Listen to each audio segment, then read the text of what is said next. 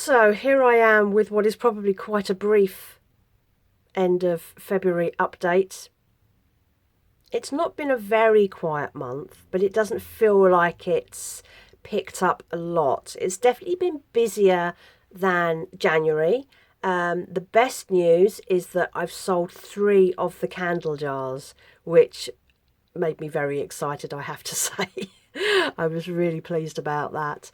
I have a couple more to make now, which I still haven't done. I should have done that earlier in the month. But yeah, I've sold 3 of the candle jars, which makes me incredibly happy because I think that's probably already paid back for the materials I've spent. So I'm really happy about that. I've sold a few vintage things. And that's been about it. I mean, like Etsy's like died a death. I sold one of the jars I sold on my Etsy store, and the other 2 went through my Shopify, which is much more where I would like to sell from. And I'm still selling the haberdashery things on Etsy because they don't fit anywhere else. I still sell some of the coasters and I've put some of the candle jars on there, but everything else is reserved for the store because that's really where I want the traffic to go. I've already paid for the Shopify website, so I want that money to go back there. So that's that. What else has been happening? Not very much else to report, really. I read an article in the news yesterday, which is it's from the Telegraph, and it says the self-employed are going on strike and who can blame them. And it's talking about how the amount of money that the government is getting from self-employed through taxes and things has really started to drop. And I don't think it's so much that self-employed people are quitting, because the levels of self-employment have gone up as people have either been forced out of the workforce or have got fed up with the 9 to 5 rat race. But they are strategically trying to hold back their money from the government. So they are choosing to have slightly more frugal lifestyles. So they are spending less on life, which means they're saving money, and therefore to compensate, they are working a bit less, but still living within their means, I suppose. I mean, that's the way I do it. So I've been self-employed for this year, it will be 13 years. I have never paid tax since I've been self-employed. I have always paid my national insurance because that has to be paid no matter how much you earn. This year is the first year that I haven't paid that. They've decided this year, I think they're trying to merge the systems, which will ultimately make it more confusing. And this year they have said when you're in the lower brackets, you're not paying your national insurance this year, but we'll put on your record as if you were because we've told you not to pay it.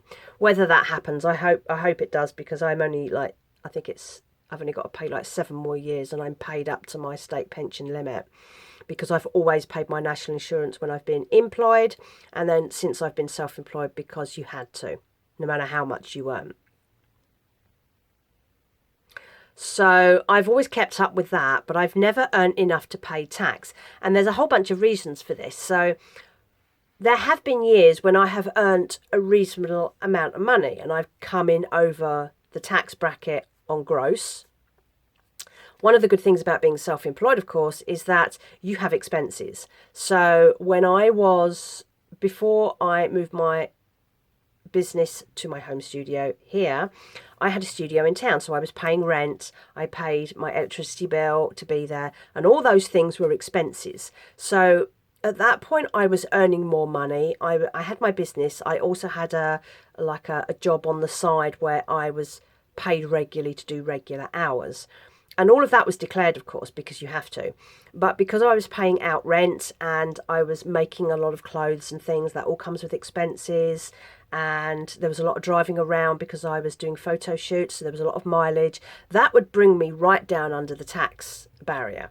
And that is one of the good things about self-employment, is if you are earning enough to get you over into that tax barrier, but then you have expenses, you can bring it right down. Now that I'm working at home, what I could do is claim a portion of my energy bills. I don't, because I'm earning so little now that I'm not hitting the tax bracket anyway. So it doesn't matter whether I declare it or not. I'm still not paying tax. So I've stopped bothering with that. But I could be declaring that if I was, if it looked like I was getting into the tax barrier. But I tend to keep things so that I am earning enough to live on. I earn enough to put a bit of money into savings every year, but I'm not earning enough to pay tax because of the expenses that I can draw out. So because I have side hustles that mean I am driving, I'm claiming mileage, I'm claiming back for expenses for anything I buy to make things with.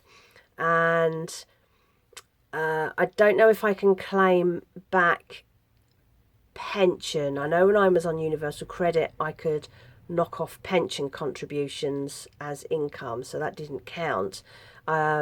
This will be my first tax assessment in April since I've had my SIP pension, so I'm not sure how that will work. It'll ask you to declare things like if you're putting money into pensions and things, so I don't know how that works. I'll worry about that when it happens. It's not a big deal. But anything like that might also get you down under the tax bracket if you are contributing to a pension, all that sort of thing. So I can understand why self-employed people who are sick of the regulations, sick of the taxes going up, the national insurance is going up, everything's costing more money. You can understand that they are looking at their finance and thinking, right, well, I've earned this, I can claim this, this is what I need to live. Can I earn less and get myself below those barriers, get myself into lower tax brackets? And who can blame people? It's really hard to live right now. And if you're self-employed, just getting by is an absolute miracle. So I don't blame people for doing this. I'm surprised it's taken them this long to work it out, because it's not all about how much you're earning. It's about how much you're not paying in tax anymore. So that was an interesting article, and I'll put a link up there to it, whatever, so you can read up on that. Really interesting to see how things are changing, that as the Labour government pushes to get more money out of working people who don't earn enough already, that they are finding strategies to hold back on that money. And who can blame them? It's a really tough world out there at the moment. So that is February done for me. I haven't heard much in the news about the GPSR. I think that it's settled into a pattern of people just exasperated, and I think the focus now has to be on reshoring business. So trying to drum up local business. So I still have my stores set up for countries that don't charge me or are still accessible to me, but they're so far afield, and the postage costs are so high on sending stuff abroad that who's going to pay for that? Not many people are paying for it. So it's really important now to focus on selling to your home country, because it's gonna save you money. It's hard, yes, it's hard because people have less money. People aren't buying things that are luxuries, frivolous, and you just need to adjust your lifestyle so that what you do have coming in is still matching what you need to survive. Because at the moment, if you can just come in on this is what I spend, this is what I earn, if you can at least meet in the middle like that, frankly, you're doing okay, because that's all you can hope for at the moment. So bear that in mind if that's you, as a small business, as a micro business, as a one-man band, whatever you are.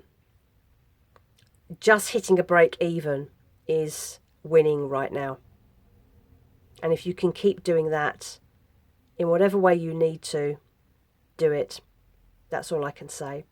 So that's my February update. It's not terribly exciting, but we broke the barrier of starting a new craft, which was in December, I think it was. It was December I started to make the and I listed all the jars in January. And then February I have 3 sales. So if I can, I mean, I have a very limited supply of these jars anyway. I don't buy them. They are, essentially, they are thrifted. So if I sold 3 a month, I would probably run out fairly quickly. But 3 a month would be absolutely fantastic. They're great for gifting, even if you don't want something for you. If you're really stuck on what to buy someone as a gift, like a housewarming gift, or, just something for the home. These were a really good way to fill that gap if you're stuck. Just an idea, I'm just trying to make a living here. I'm just trying to pay my bills like everyone else. So that's it. That is the February update. It's short and sweet. It's been about 10 minutes, 11 minutes. That'll do. I hope you're all okay. I hope that you are ploughing through. We've had some lovely weather the last week or so. I've been able to dispense with my, they call them oodies, don't they? Or oodleys or something. Those great big hoodie things. I've been able to put mine aside and put it through the wash, so I haven't worn it for almost a week now. It's incredible. And the temperature's just starting to dip again, but we're still getting 8 degrees during the day, which isn't too bad. So, I've been putting up with winter temperatures, so it feels almost like spring, and spring will soon be here. It's March next week, and spring's nearly here. It just makes me so happy. I'm so excited. Small things make you excited. And when you're powering through winter without central heating and things like that, the arrival of spring is the most glorious thing you can possibly imagine, because it just makes life a little bit easier, a little bit more comfortable. So hang in there. We are nearly there. And I will speak to you soon. Look after yourselves. And drop comments, drop likes. It's lovely to see you all here, and it's nice to have conversations and hear how people are getting on. So speak to you soon. Bye bye.